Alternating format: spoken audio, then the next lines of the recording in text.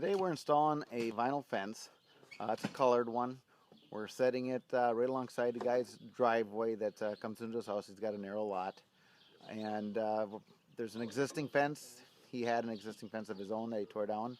But he wanted to put a vinyl one up instead. And we are putting it right alongside of another wooden fence. And he just wanted a vinyl one, so there's less maintenance on his side, no painting or nothing like this. There's always limitations when you're putting a fence next to another fence. One of them is, of course, digging the holes and being careful with the neighbor's fence so you're not hitting it. I try not to put fences up next to other fences, but in certain circumstances we obviously do. And just you want to stay far enough away so that you can probably maintain anything that's got to be done between there. Other limitations are, of course, it has a problem with sun not getting in between there and drying out the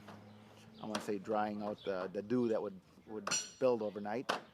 So things are a little bit moisture back there, so the more airflow you can allow between them, the better off you are too. Occasionally we'll come into a situation where the dirt has to be hauled away. In this case here, there was just no extra room in the guy's yard. There's no holes to fill.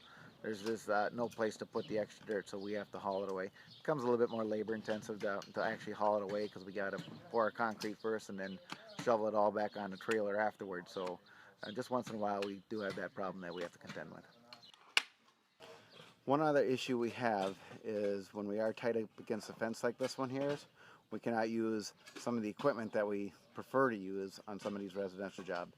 And it's just too tight, too close, and can be too dangerous to use power equipment when you're right next to a fence line. And especially in this case, we would have used the auger, but now we have to dig it by hand.